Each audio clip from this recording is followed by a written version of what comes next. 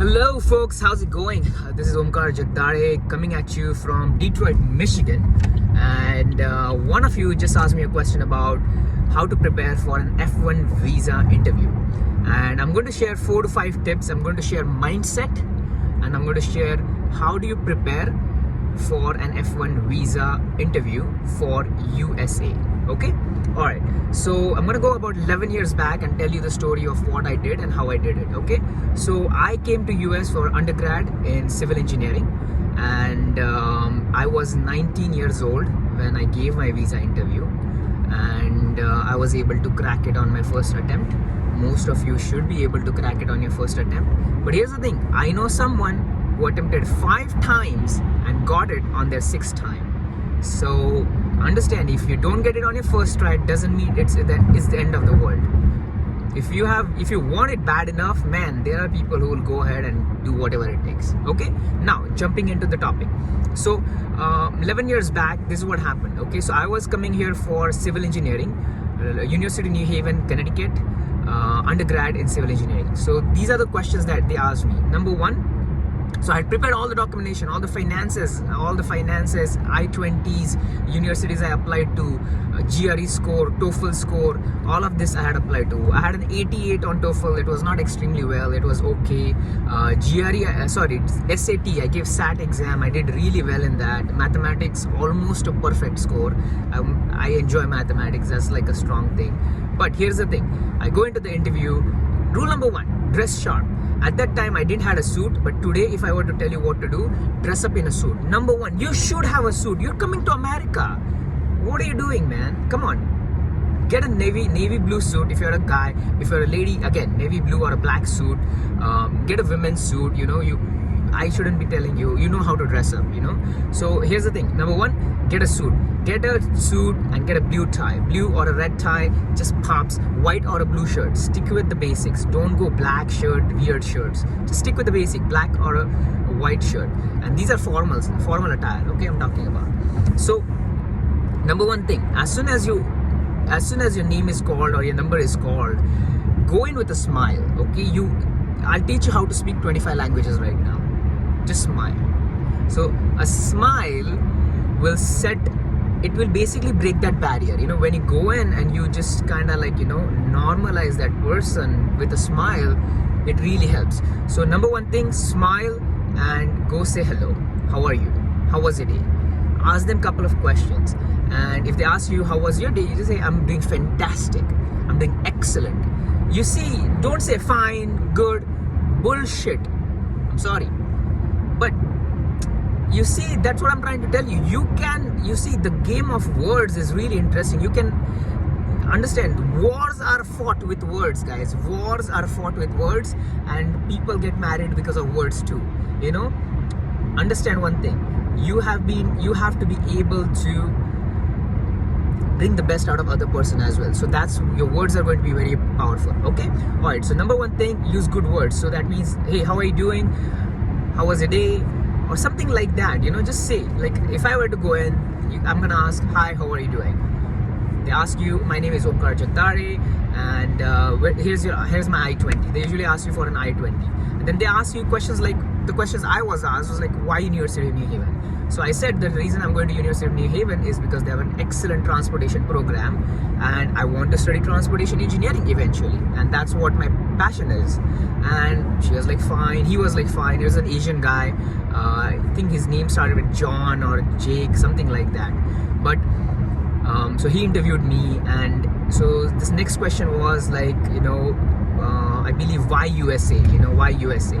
So I said US has the best opportunities in the world. When it comes to like education, when it comes to like engineering, US has one of the best infrastructure in the world. It has the best roads, and that's what I want to do. I want to be able to design that.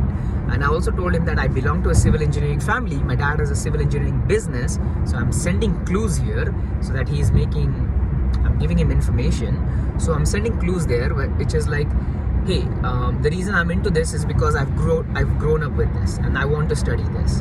So then the third question was, I believe it was like, why New Haven or something like that, you know. And the reason I said was like, hey, there is Yale University right next to it, so I'm close to Yale University. I'm going to be around smart, ambitious people, and I want to be around them. So that was, believe, the question. The fourth question, I believe, was, you know, what does your dad do? I think he did ask me that. So I told him, because financially I'm doing undergrad, you know, it's like $200,000 at that time. I had to show a lot of money to them. I had to show 1 year of tuition fees, which was, so I showed them $66,000 in my bank account, you know. And so whatever you need to show, so you need to prove that you have strong financial background. And how do you prove that? So one of the things I told him, like, hey, my dad owns a construction business. He has few employees who work for him, and I believe he'll be able to support me financially, you know. And so that's the question he asked. And I think that's pretty much it, guys. He didn't ask me a lot of other questions.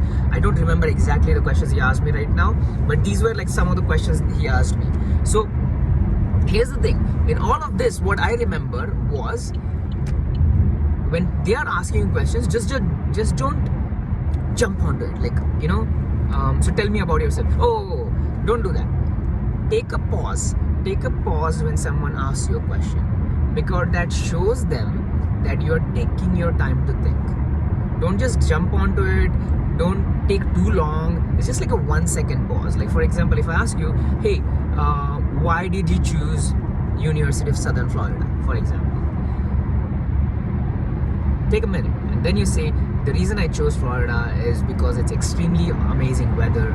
I want to be around good weather. I also love Florida because there are amazing cities like Miami, Orlando, Tampa, and I want to be close to those cities and be able to explore them when I'm studying at USF. So things like that, okay?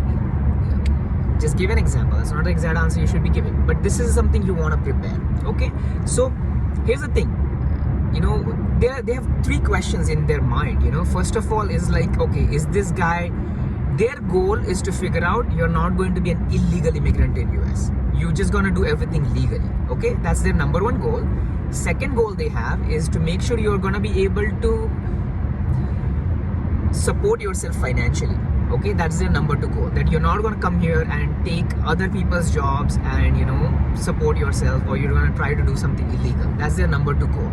And number 3 goal is they want to make sure that you're not a immigrant, you know, in a way. But I don't think that is going to be like, they know at this point of time that most of the people who come, you know, that's one of the biggest way people immigrate to US, being a student and then getting H1B and stuff like that. So they know that. So here's the thing. So number 1 question is, they want to make sure that you're not going to come here and like do whatever, be illegally, right? So one of the answers for that is also like, they want to see that you have firm ties back home, you know. So they'll ask you a question. If they really ask you a question, why would you come back, or what is the chance of you coming back? So the way I would answer that question is like, hey, look at this. So, or they ask you a question, what is your plan after your master's or undergrad? They asked me this question. So I did tell them that, hey, after my master's, after my undergrad, I plan to work for 2-3 years, get my experience, and I also plan to do my master's, because that's a natural thing. Most undergrads who come to US, they're not just gonna go back, they're gonna do their masters as well. That's like natural. So say those kind of things, you know. It's, at least in my opinion, okay, that may be wrong, but in my opinion, so say natural things, you know, like you're improving your chances of staying in US. So the thing is, okay, here's what you're gonna tell him. I would say that, hey, I plan to do my master's in, let's say, computer science for 2 years, and my goal is to work at top companies and get that experience, because that's what's going to allow me to come back and get a good job. Say these things. I have family here. I have my sister, I have my brother, I have parents, and I want to make sure when I come back, I'm able to get an extremely well-paid job so that I can provide and protect, you know. So things like that. Here's the thing, folks, I can't give you an answer for your questions. I can tell you what I did, but you have to prepare your own answers. You have to sit down and write down these scenarios. What questions can be asked? How do I answer those questions? And this is what America is all about. You have to become an independent thinker, and you have to be able to create solutions for your own problems. Nobody is going to help you. And I had learned that ability when I was 19. And you need to learn that ability now. You're 21, 22, 23, whatever age you are at. Learn that. You may be 30. I know there are 30-year-olds coming to US right now. It's fine. It doesn't matter. The goal is you have to figure out how to answer questions without getting intimidated or without getting nervous. Because here's the thing, if you're not able to crack that interview, that just tells you that you're not ready for it. That's the biggest challenge. It's one of the biggest challenge for you. So I wish you all the best. If you have any questions, put it in the comment section or connect with me on my Instagram. I'll put the links in the bio. If you want to connect with me, I have a link in the bio. You can talk to me on a Zoom call or something like that. But all the best to you. I hope you crack that interview. Good luck to you, and I can't wait to see you in US. All the best.